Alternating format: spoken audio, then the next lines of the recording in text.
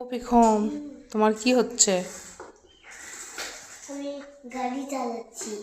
গাড়ি চালাচ্ছ না সাইকেল চালাচ্ছ? গাড়ি। বাবা, তোমার জন্য একটা জিনিস এনেছি। জিনিস? চোখ বন্ধ করো, হাত পাতো। কি হলো? কি বলো তো এটা? লেবু। তোমার ভালো লাগে এটা খেতে? তাহলে খেয়ে নাও। বাহ, তুমি কাটতে পেরে গেছো? কেমন? কমলা লেবু মতো। কমলা লেবু না কাগজি লেবু? বাবু, তুমি খুশি হয়েছো তো? হরে কৃষ্ণ পড়তে এনেছিলে?